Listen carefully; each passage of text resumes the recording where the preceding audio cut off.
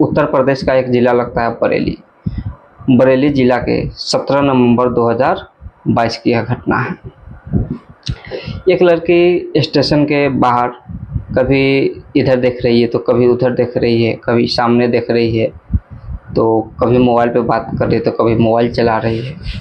जैसा लग रहा था कि वो किसी का इंतज़ार कर रही है। और उसका वो दिन आ ही गया कि सामने से एक अच्छा हैंडसम लड़का आया और उसके साथ में आकर हाथ मिलाया तो वो हंस रही थी और बहुत अच्छी लग रही थी वो, और मन ही मन बहुत मुस्कुरा रही थी। तो दोस्तों, यह घटना हम आपको पूरा बताएंगे, तो चलिए आइए आपको सुनाते हैं। नमस्कार, आदाब, सत श्री अकाल। आप देख रहे हैं घटना AKP24 अजय पंडित के साथ में। 17 नवंबर 2022 की यह घटना है।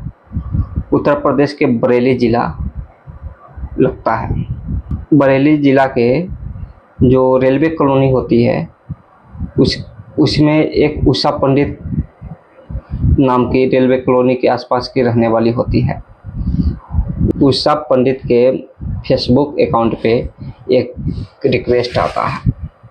रिक्वेस्ट सत्येंद्र त्रिपाठी के नाम से होता है। यह रिक्वेस्ट सत्येंद्र त्रिपाठी के नाम से होता है। जैसे रिक्वेस्ट आता है तो लड़की उसके बारे में देखता है, जांच पड़ताल करता है तो लड़का बहुत हैंडसम दिख रहा था, बहुत अच्छा दिख रहा था। लड़की एक्सेप्ट कर लेती है। एक्सेप्ट करने के बाद में वो थोड़ा कुछ बातें करने लगती है।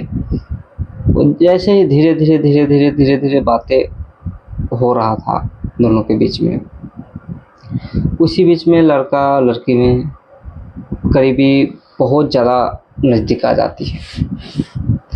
जब लड़की नज़दीक आ जाती है तो लड़का बोलता है कि हम आपसे बहुत प्यार करते हैं। तो लड़की भी बोली कि रियली? तो लड़का बोला कि हाँ रियली, हम बहुत प्यार करते हैं। दोनों के बीच में प्यार हो जाता है।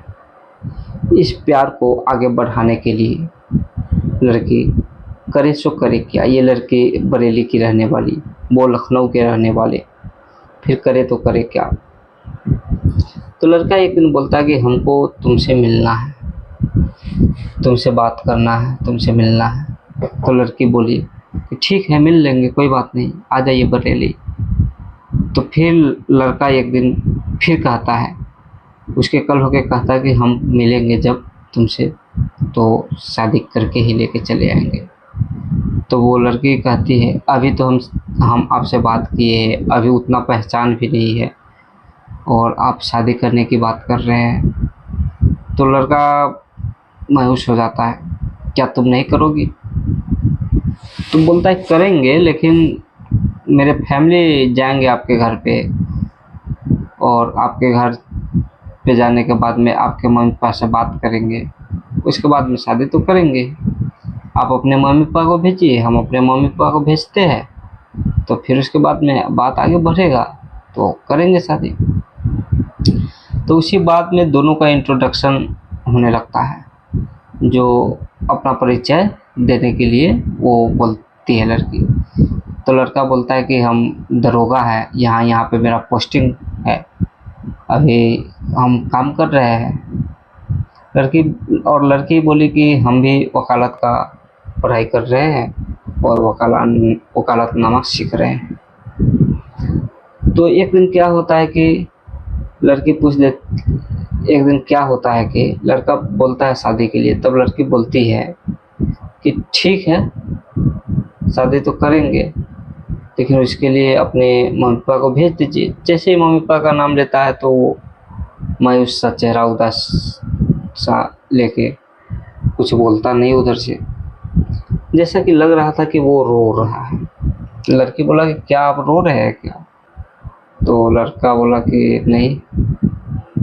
तो लड़की फिर बोली कि क्यों रो रहे हैं, बताइए, कोई कारण तो होगा। तो बोला कि नहीं, आप जिस माँ बाप के बारे में बात कर रहे हैं वो मेरे माँ बाप। फिर वो लड़का एक कहानी सुनाता है अपने माँ बाप के बारे में, और लड़का बोलता है कि मेरे माँ बाप एक आईएएस ऑफिसर रह चुके हैं और वो गाड़ी में एक दिन बैठ के जा रहे थे, तो मेरे मम्मी और मेरे पापा, मैं उस दिन उस गाड़ी में नहीं बैठा था, नहीं तो शायद हम भी नहीं रहते, और दोनों एक्सीडेंट में किसी घटना में वो मारे चले गए। तो लड़की उदास हो जाती है, मायूस हो जाती है, फिर बोलती है सॉरी। फिर उसके बाद वो लड़का लड़की मिलने के लिए इतना तत्पर हो जाता है, इतना करीबी हो जाता है दोनों के बीच के वो मिलने के लिए आ ही जाता है। फिर लड़की 17 नवंबर 2022 को वो लड़की इंतज़ार कर रही है रेलवे के बाहर। वो लड़का आता है। लड़का को आने के बाद में दोनों ऐसे मिला जैसे कि कोई प्रेमी पहली बार मिल रहा, उसी तरह वो दोनों मिला और जाके लड़की एकांत में जाके बैठ के बात करने लगा। बात करते करते धीरे धीरे जैसे जैसे बात हो रहा था, तो दोनों के बीच में कभी हंस रहा था, कभी कुछ तो कभी कुछ। फिर लड़की पूछती है, ठीक है आप तो दरोगा है ना, तो आपके दरोगा में कैसे कैसे किसी को पकड़ने जाते, तो कैसे कैसे काम करते हो वहाँ, थोड़ा हमको बताइएगा। तो वो बोला कि ऐसे ऐसे जाते हैं, कोई सूचना मिलता है तो हम पकड़ लेते हैं। तो फिर लड़की पूछी एक और सवाल की कि आप हमको सीआरपी की धारा के बारे में थोड़ा बताइएगा।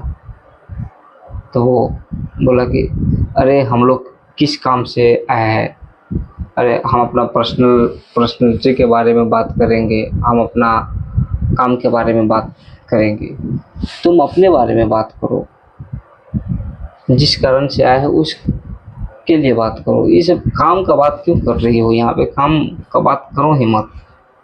तो वो लड़की बोला क्या अभी क्या हो गया, अगर कोई बात नहीं करने के लिए है तो पूछ ले रहे, तो कोई दिक्कत है क्या। लड़का बोला दिक्कत नहीं है, लेकिन ये सब बात मत करो तुम।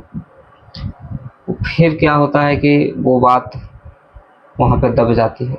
फिर लड़के के मन में सवाल आता है कि लग रहा है कुछ न कुछ तो गड़बड़ जरूर है। फिर से लड़की वो पूछ लेती है, धारा 164 का क्या मतलब होता है, थोड़ा हमको बताएंगे आप। तो गुस्सा से बोलता है कि तुम यही पूछ रही हो, ऐसे कर रही हो। वो गुस्से से लड़का उठ जाता है और अपना निकाल के आईडी देखता है, देखो ये हम है कि नहीं है। तो रियल में उसका जो वो पहचान कैसे पाता, वो तो लड़की थी तो पहचान नहीं पाता है। तो उसको ख्याल आता है, वो आईडी लेके वो फ़ोटो खींच के उसके बाद में बगल के थाना में उसका एक पहचान का दरोगा होता है, उसके पास भेज देता है और बोलती है कि थोड़ा इसको देख के बताइए, इसके बारे में थोड़ा पड़ताल करके बताइए, क्योंकि इसका हमसे शादी लग रहा है और हम भी इसको पसंद करते हैं, थोड़ा देख के बता दीजिए हमको। तो वो दरोगा बोलता है हम ऐसे तो नहीं पता चल रहा है, उसको लेके थाने में आ जाओ, उसके बाद में हम बैठ के बातें करेंगे। तो लड़की बोली कि चलिए आपको बुला रहे हैं। तो वो लड़का बोला कि हाँ हाँ चलो, हमको किसी से डर थोड़ी ना है, चलो हम चलते हैं।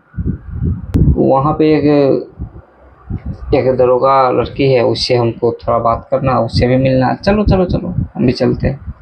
तो फिर वो लोग जाता है। जाने के बाद जैसे ही वहाँ पहुँचता है तो दरोगा आता है सामने, फिर दोनों में बातचीत होता है। जैसे बातचीत आगे बढ़ ही रहा था कि उसके बारे में जांच पड़ताल किया जा रहा था, आईडी चेक कर रहा था, तो वो फर्जी निकलता है, सब कुछ फर्जी था उसका। फर्जी निकलने के बाद वो उसको जैसे ही बोलता है कि अरे ये तो फर्जी है, कहाँ पड़ गई तुम इसके चक्कर में। जैसे ये सुना वो लड़का वहाँ से भागने लगा। जब भागने लगा तो लड़की और वो दरोगा दोनों मिलकर किसी तरह से उसको पकड़ा और पकड़ के थाने में लाया। तो बोला कि ऐसा तुम क्यों कर रहे हैं। तो बोला कि तुम अपना असली रियली डिटेल बताओ। तो बोला कि हम ड्राइवर हैं। जैसे ड्राइवर का नाम सुना तो वहाँ सब कोई हंसने लगा। हंसे भी क्यों नहीं, वो कहाँ दरोगा कहाँ ड्राइवर, तो सब कोई हंसने लगा, वहाँ पे जो भी थाने में था सब हंसने लगा। फिर उसके बाद में पुलिस अपने हिरासत में लिया, और लड़की क्या क्या कि पुलिस का भी काम कर दिया, अपना जीवन सुरक्षित कर लिया। क्योंकि अगर उसके पास चल जाता तो क्या होता भगवान जाने, उसको किसी वेश्यावृत्ति के पास बेच देता या फिर उससे वेश्यावृत्ति करवाता, तो कुछ भी हो सकता था वहाँ पे, या हो सकता उसका मर्डर कर देता, वहाँ पे कुछ भी हो सकता था। लेकिन लड़की ने अपना जीवन ज़िंदगी बचाया, कुछ शक हुआ उसको और अपना ज़िंदगी गुजरते गुजरते बचा लिया। तो फिर उसके बाद उस लड़का को धारा लगा उसमें 506, 420, 467, 468, 471 और 170, ये धारा लगने के बाद में आज के समय में वो जेल में है।